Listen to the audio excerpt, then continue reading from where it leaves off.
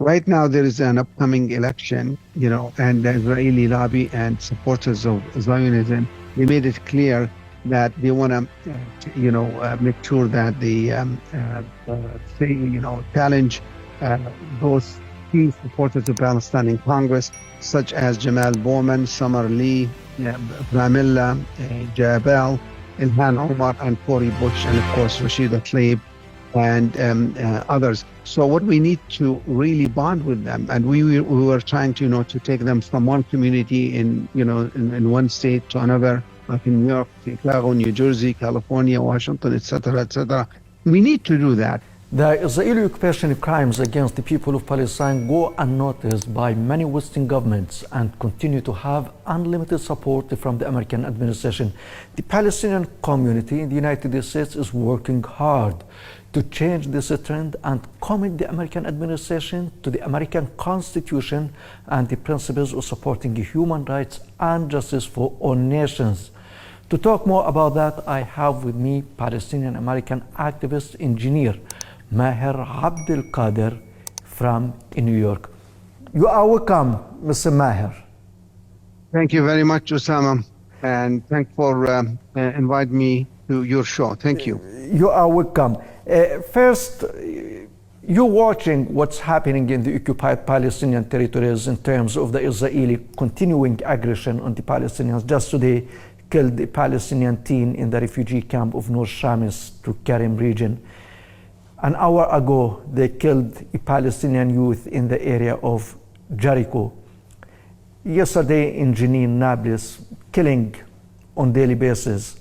So as a Palestinian living abroad, how do you feel when you see all these scenes on TV screens and through social media platforms? Yes, we have to understand Jewish Zionism, Jewish people, the Zionist movement, their main objective and plan since 1889, when they had their first conference in Switzerland, Bern, Switzerland. They had made it clear that through a lie that Palestine was a land without people for people without land, and they managed to convince the British government to that, and the British Prime Minister made it clear that he promised them a land and a country or a homeland in Palestine. Ever since that, to accomplish this, they knew that two people cannot really coexist. They knew that themselves. So they forcefully expelled 900,000 Palestinians out of 1.5 million Palestinians in 1948. They have imprisoned over 1 million Palestinians throughout. They have killed over 150,000 people since 1948-49. And they have demolished over 130,000 buildings and structures, homes, and they have abolished and removed, erased from existence over 550 towns and villages in Palestine. And this is their plan from day one, and it's continuing. They live on fear, and they tell the West people and America specifically that they are fearful because of their surroundings, because of Palestinians, things like that. In actuality, they are fearful that the Palestinian will continue their struggle for liberty and freedom and the creation of Palestinian state. And because of that, they continue with their aggression, and they will not stop this aggression, today or tomorrow or after tomorrow, until they secure something, in historic Palestine, that they have the majority, and their very existence is not threatened by weakening the Palestinian within Palestine and outside Palestine. So in here, this story has received so much positive vibes from the European countries and from the United States. and they try to protect Israel. It's a one-way street policy in that regard. But is a recent event, and our work with congressional candidates, and the fact that our community in the United States, similar to our community in Europe and South America, we are working so hard to put and endorse, people who are in solidarity with the Palestinian people in place in elected positions, so they can defend the Palestinian just right. And right now, as you know, and previously, and you and I communicated that approximately 16 members of Congress been elected by the support of the Palestinian community in the United States, and they are taking a major role in raising the issue of Palestinian in Congress. Yes, Mr. Maher. People, yes. We understand, and we understand the context in which the Palestinian American community is working. And we know that the American administration supports verbally the two-state solution and peace between Israelis and Palestinians. But when it comes to working on the ground, we see that it pumps billions of dollars to Israel in the form of military aid and other forms of aid. So how long this contradiction between theory and the practice of the American politics will continue? This is you're right. What you just said is a true statement, and it's going to continue for a while. And because of lack of voices in Congress and within the administration to do otherwise. And the reason why, because Israel the Zionists through their AIPAC and others, they have planted the seed for that American interest is will continue in the Middle East as long as Israel is strong and prosperous. But right now there are voices in the Democratic Party.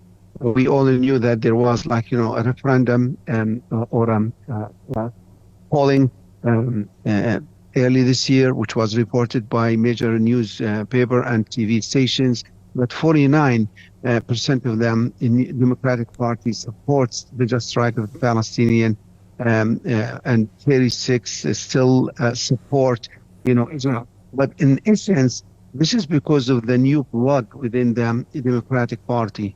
The old veteran people that they will not change their mind, and those people are in power. So to respond to your questions, we have to have a change in people who are younger, internet savvy, take power, and just remove the other old guards who support Israel just by heart. Whatever Israel says goes, and it's right. But the new guys, they are researching more and more about the fact that Israel is a country that based on discrimination, racism, apartheid. And that is the point. That is the point that I would like also to raise. We know that Israel and the Zionist lobby in the Western world, whether in the United States or all of Europe, succeeded for decades for marketing Israel as a democratic state that respects human rights and equality for all the citizens between the river and the sea, and of course accusing the Palestinians of terrorism. While today things are clear to all the world that Israel is an apartheid state, dissecting the Palestinian territories into small enclaves, restricting Palestinians' movement, in addition to other forms of violations.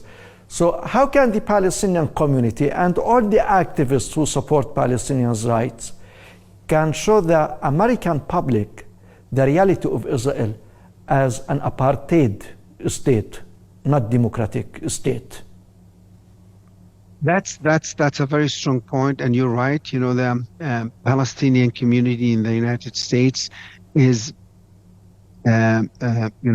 recent community. It does not have the age and the experience to stand up against AIPAC, which is over 180 years old, and has institution, has so much power, so much money, so much connection.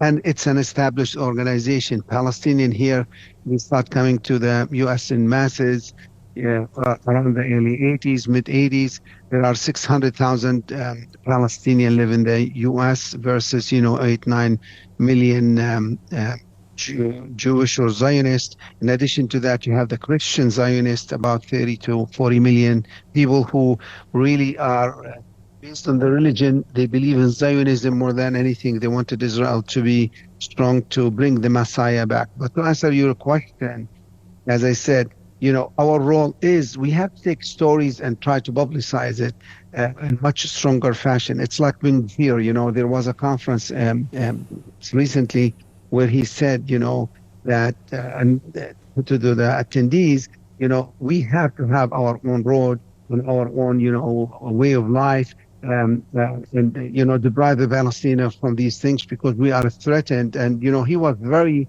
very, blunt about it. And this is the essence of apartheid, where one group of people, ethnic group of people, dominate another and deprive them from anything and everything. And this message, the Jewish people and Jewish lobby grabbed it, like, Abraham Fox called Netanyahu and tell him, make your, minister zip his mouth because he's hurting us in America and hurting the state of Israel because he is in the public, in the open, promote and preach and defend, Israel being an apartheid state. And he is taking it as a normal thing. These messages we need to promote, to be honest with you, but we lack a strong institutions that, the community lacks, understand, or we have the institution, but they are so small and they are underfunded and they are understaffed and things like that. So with time, we need about another, to be honest with you, 10, 15 years of strong work to strengthen those institutions. So our message gets very, publicized in an easy fashion and gets to the American people. Yes, we also, we're also Uh, counting on the new American generation, the young generation who reads social media and who's well connected, to be in power because those people, they understand and they will support the Palestinian issue and justice with no questions because they don't have the bad history that their forefathers and the old generation that has. Yes, and my final question is related to the point that you raised with regard to funding. And we know that money plays a very significant role, all the role in the American elections. And you mentioned that the Palestinian community started to participate and play a role in the American elections trends. How can this problem be settled? How it can be handled to raise more money to the candidates for the Congress and to have their voice on the side of the Palestinian cause? Because money is the key word in the American elections, as you mentioned. Yeah, I'm going to start. That's a good, excellent point. I want to start with this. We have 16, as I said, candidates that we supported in the past. They got into Congress and they are supporting the just cause of Palestine. Right now, there is an upcoming election, and the Israeli lobby and supporters of Zionism, they made it clear that they want to, make sure that they, challenge those key supporters of Palestine in Congress, such as Jamal Bowman, Summer Lee, Pramila, Jabal, Ilhan Omar, and Cory Bush, and of course Rashida Tlaib and others. So what we need to really bond with them, and we were trying to to take them from one community in one state to another, like in New York, Chicago, New Jersey, California, Washington, etc., etc. We need to do that, but also we need to put them with the right information about what's happening in there, because they get their information from American media, TV station, which is predominantly pro-Israel and is controlled by, or not, yes, it is controlled and influenced by, Zionism and the lobby. What we need from them, the U.S. always breaches, we are for two-state solution. And they don't take any steps towards that. We need to tell those, candidates, look at Israel. They are occupying West Bank and Gaza and others, and they're turning the occupation into annexation, which is, they want to make it part of the state Israel, nullifying what America stands for and promote since 1967 up to now, a two-state solution. And now we have to highlight, which is the media is covering, the secular aggressive violence against the Palestinian, which is not getting reported by American media. And we have to intensify, those things. And your channel and yourself are, making good progress by documenting, the settlers' violence, where we, rebroadcast it here in the United States of America. But we need more of these things. And, that other thing is that, we have to define and redefine to the American people what apartheid is. They know the definition of it, but when it comes to Israel, they, in the back of their mind, Israel has the right to defend itself. Defend itself against what? Number one. They are the aggressors, Palestinians are the victims. Look how much damage Israel does in daily basis against the Palestinian. So we need to show America and Europe the true meaning of apartheid, where one type of people dominate and deprive the other type from any legitimate source of living and liberty and freedom and dignity, okay? And the last thing is, we have to also, the state Israel went into peace via Oslo with the Palestinian National Authority, which is fine and well. But they are weakening the Palestinian National Authority, and they are making it, non-productive, non-effective, non-existing, and things like that. And many Palestinians, questions the weakness of the PNA, and, trying to ask the United States and the West, if you really want peace, you have to strengthen, the governing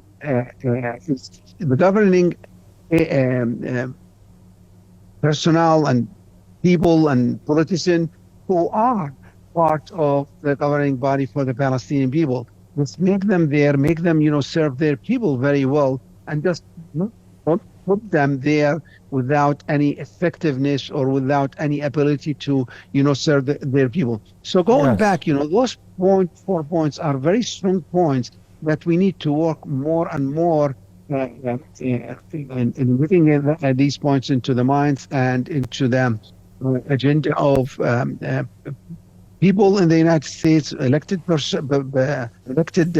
official, again, that the annexation is a problem. It nullifies the two-state solution that the West and specifically the U.S.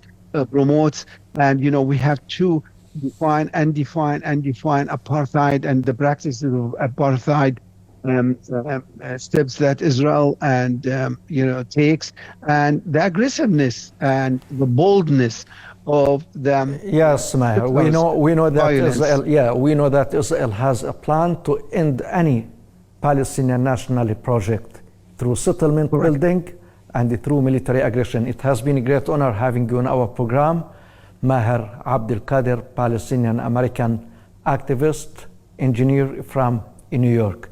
Thank you very much. Thank you. Thank you.